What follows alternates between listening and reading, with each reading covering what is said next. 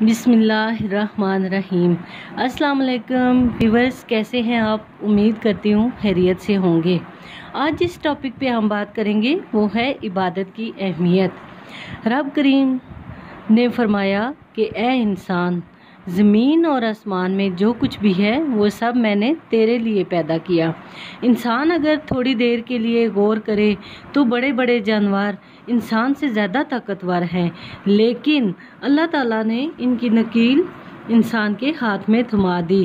اتنا بڑا جہاز ہے، ٹنوں وزن لے کر چل رہا ہے۔ انسان کے بس کی بات نہیں ہے کہ وہ کئی لوگ بھی مل کے اسے اٹھا سکیں، لیکن اللہ تعالیٰ نے اس کے قبضہ اختیار میں کر دیا ہے انسان کے، اور فرمایا کہ زمین میں جو کچھ بھی ہے سارا کے سارا تیرے لیے بنایا ہے، اور آسمان میں جو کچھ ہے سارا تیرے لیے بنایا ہے۔ فرمایا کل کائنات میں نے تیرے لیے بنائی ہے اور تجھے میں نے اپنی عبادت کے لیے بنایا ہے۔ مقصد زندگی، مقصد تخلیق، دنیا میں آنے کا مقصد اولین اور مقصد آخرین، یعنی آخری مقصد صرف اور صرف اللہ کی عبادت ہے۔ اللہ کی عبادت، اللہ کی معرفت، اللہ کی طرف توجہ، اللہ کی طرف رجوع، یہی ایک مقصد ہے انسان کے آنے کا۔ اور اسی کو قرآن نے بیان کیا تھا کہ اپنے اپنے مقاصد، اپنے اپنے معاملات کو ہم نے دنیاوی لحاظ سے ترتیب دے دیا ہے۔ صبح سے شام تک کے معاملات سارے کے سارے ہمارے ذاتی، نجی اور اپنے بنائے ہوئے مقاصد کے تحت ہم زندگی گزار رہے ہیں۔ حالانکہ اللہ کریم نے فرمایا کہ اے انسان، میں نے تجھے اپنی عبادت کے لیے پیدا کیا ہے، تو میری برگاہ کی طرف سجدہ ریز ہو، تو میری طرف توجہ کر، تو میرے لیے تسبیح پڑھے، تو تہلیل کے جملے بولے، تکبیر کہے، تو میرے محبوب پر نازل ہونے والے قرآن پاک کی تلاوت کرے۔ تجھے تو اس لیے بنایا تھا کہ عبادت کا معنی یاد رکھے۔ تجھے تو اس لیے بنایا تھا کہ عبادت کا معنی فقط نماز پڑھنا ہی نہیں ہے۔ نماز عبادت کا ایک اہم جز ہے، عبادت کا ایک حصہ ہے۔ عبادت نماز پڑھنے کا نام نہیں ہے، عبادت روزہ رکھنے کا نام نہیں ہے، عبادت صرف اور صرف حج کرنے کا نام نہیں ہے، فقط ذکر فکر کرنا عبادت نہیں ہے، بلکہ اللہ کا حکم ماننے کا نام عبادت ہے۔ خدا اور اس کے رسول صلی اللہ علیہ وآلہ وسلم کی بات ماننا عبادت ہے۔ جہاں اللہ نے جانے کا حکم دیا ہو وہاں چلے جاؤ، جہاں جانے سے منع کر دے وہاں کبھی نہ جاؤ، یہ عبادت ہے۔ صرف نماز پڑھنے کا نام عبادت ہوتا تو پھر فجر کی نماز فجر کو ہی پڑھنے کا کیوں حکم ہوتا؟ پھر ظہر کی نماز ظہر میں کیوں فرض ہوتی؟ پھر عصر کا وقت مغرب میں جا کر کیوں نہ شروع کیا جاتا؟ پھر انسان کی مرضی تھی جب پڑھ لیتا۔ فرمایا نہیں، عبادت میری ہے، اصل میری اطاعت ہے۔ جب میں کہوں یہ فجر کا وقت ہے تو فجر مان کے پڑھنا، جب میں کہوں ظہر کا وقت ہے تو ظہر مان کے پڑھنا۔ ہم نے عبادت کو مخصوص کر دیا۔ مسجد میں چلے جانا، نفل پڑھ لینا، کچھ دیر قرآن شریف پڑھ لینا، کچھ دیر اللہ کی عبادت کر لینا، کچھ دیر ذکر و اذکار کر لینا، اس کا نام بھی عبادت ہے۔ اور باہر نکل کے مسجد سے بے شک وہ جھوٹ بولے، باہر نکل کر مسجد سے بے شک وہ غیبت کرے، باہر نکلے تو کم تولے، باہر نکلے تو اپنی من مرضی کرے، تو یہ عبادت نہیں ہے۔ ہم اس خدا کے ماننے والے ہیں جو صرف مسجد میں نہیں بلکہ ہمارا اللہ ہر جگہ ہے۔ جب اللہ پاک ہر جگہ ہے تو اللہ تبارک و تعالیٰ کا حکم بھی ہر جگہ ہم نے ماننا ہے، ہر جگہ اس کی اطاعت کرنی ہے۔ ہر لحاظ سے رب کی بات ماننے کا نام ہی عبادت ہے۔ اس کے نبی رسول پاک صلی اللہ علیہ وآلہ وسلم کی بات ماننے کا نام عبادت ہے۔ ہمارا وہ دین نہیں ہے جو پنڈتوں، جوگیوں اور راہ چلتوں کا مذہب ہے، جو تسبیح لے کے چل پڑتے ہیں اور دوسروں کو دین کی دعوت دیتے ہیں۔ ہمارا دین تو کہتا ہے جو مسجد میں بیٹھ کر اللہ کا ذکر کرے گا اسے بھی ثواب ملے گا۔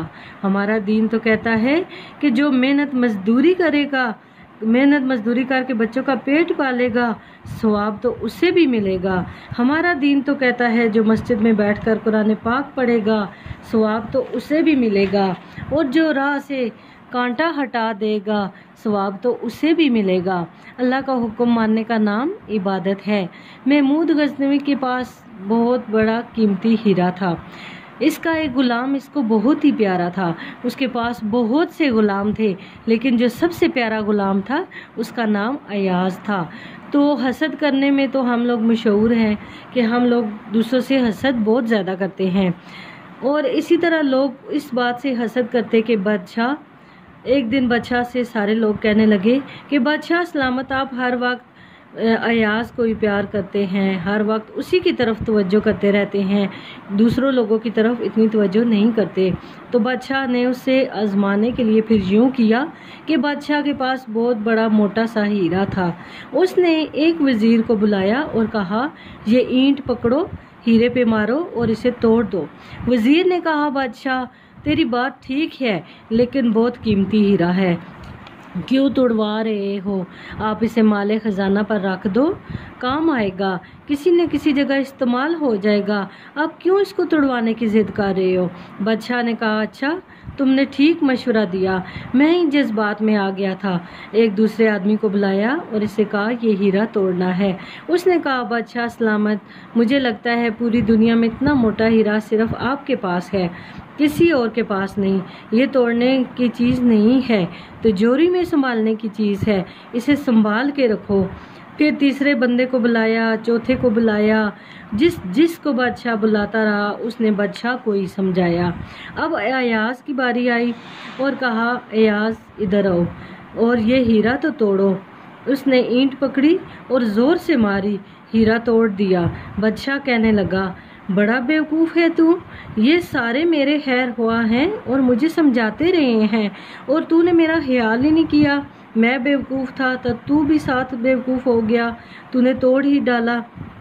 کہنے لگا، بادشاہ غلطی ہوگی، مجھے نہیں توڑنا چاہیے تھا، لیکن بادشاہ نے کہا کہ اچھا چلو چھوڑو، ایک بات بتاؤ، تیرے سامنے جو سب نے مجھے مشورے دیے اور سب مجھے سمجھا رہے تھے، تو نے ایسا کیوں نہیں کیا؟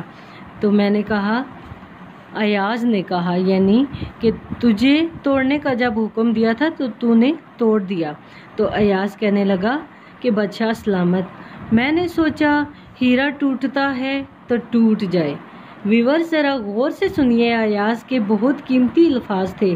ایاز کہنے لگا، بادشاہ سلامت، میں نے سوچا ہیرا ٹوٹتا ہے تو ٹوٹ جائے، میرے بادشاہ کا حکم نہیں ٹوٹنا چاہیے، یہ کرچی کرچی ہوتا ہے تو ہو جائے، خزانہ خالی نہیں ہونا چاہیے، یہ خزانہ خالی ہوتا ہے تو ہو جائے، لیکن میرے مالک کا حکم نہیں ٹوٹنا چاہیے۔ بادشاہ، میں ہر چیز توڑ دوں گا، میں تیرا حکم نہیں توڑوں گا۔ تو دیکھیے دوستو، دیکھیے ویورز، یہی عبادت ہے۔ جب رب نے کہا او عبادت کے لیے، تو دیکھیں ایک دنیاوی مثال ہے کہ دکان کا وقت ہے، گاہک بھی زیادہ آگے ہیں، رش پڑ گیا ہے، اب تھوڑا وقت مشکل ہو جائے گا، ذرا تھوڑی دیر میں میں نماز پڑھ لوں گا۔ تو دیکھیں وہ کیا کہہ رہا ہے کہ ہیرا ٹوٹتا ہے تو ٹوٹ جائے، لیکن گاہک کے آنے کا وقت بھی ٹوٹتا ہے تو ٹوٹ جائے، روزی آنے کا سلسلہ ٹوٹتا ہے تو ٹوٹ جائے۔ مسلمانوں، خدا کا حکم نہیں ٹوٹنا چاہیے۔ یہ اس مثال سے یہ بات واضح ہوتی ہے کہ ہمیں ہر حال میں اپنے رب کا حکم ماننا چاہیے، رسول اللہ صلی اللہ علیہ وآلہ وسلم کا فرمان نہیں ٹوٹنا چاہیے۔ ایک بندہ زوال کے وقت اگر نماز پڑھنے کے لیے کھڑا ہو جاتا ہے تو کیا ہو جائے گا؟ نماز ہی ہے نا، کیوں؟ اس کی نماز نہیں ہو رہی، نماز وہ نہیں پڑھ رہا، تو اس کی نماز نہیں ہوگی، کیونکہ اس وقت اللہ کا حکم نہیں ہے۔ یہ تو نہیں نا کہ آپ جب وضو کیا نماز کے لیے کھڑے ہوگے تو آپ کی نماز ہوگی، جب اللہ کا حکم ہوگا تو اسی وقت ہی نماز مقررہ وقت پر ادا کرنی ہوگی۔ حضرت محمد بن ابی بکر، حضرت ابو بکر صدیق رضی اللہ تعالیٰ عنہ کے صاحبزادے فرماتے ہیں کہ مسلمانوں، بڑے نصیب والے ہو تمہیں تو اللہ کی بارگاہ میں جانے کی اجازت ہی نہیں لینی پڑتی، اللہ نے تمہارے لیے دروازہ ہی کھول دیا ہے۔ جب دل کیا، وضو کیا، نماز کی نیت باندھی، اللہ کے دروازے کھل گئے اور بغیر کسی ترجمان کے تم نے اپنے رب سے بات کرنا شروع کر دی۔ عبادت ایک ایسی نعمت ہے، اللہ کی بارگاہ میں کھڑے ہونا، سجدہ کرنا، یہ ایک ایسی فضیلت کی بات ہے کہ اس کا کوئی مقابلہ نہیں۔ حضور صلی اللہ علیہ وسلم نے فرمایا، بتو اگر کسی کے گھر کوئی مہمان جائے تو میزبان اس کے ساتھ کیسا سلوک کرے گا؟ تو صحابہ کرام کہنے لگے، یا رسول اللہ صلی اللہ علیہ وآلہ وسلم، جتنا میزبان اعلیٰ ہوگا اس سے سلوک بھی اعلیٰ کیا جائے گا۔ نبی پاک صلی اللہ علیہ وآلہ وسلم نے فرمایا، جو مسجد جاتا ہے وہ اللہ کا مہمان ہے، پھر میزبان کے ذمہ ہے کہ مہمان کے اوپر رحم کرے، فضل کرے۔ جب تو بھی مسجد جاتا ہے تو اللہ تیرے لیے بھی رحمت کے دروازے کھول دے گا۔ تو اللہ پاک ہم سب کو صحیح سچے دل سے اللہ کا حکم ماننے، اللہ کے رسول کا حکم ماننے کی توفیق عطا فرمائے، اور یہی ہماری عبادت کی اصل ہے۔ اس کے ساتھ ہی مجھے اجازت دیجیے، اپنا بہت زیادہ خیال رکھیے گا۔ فی امان اللہ۔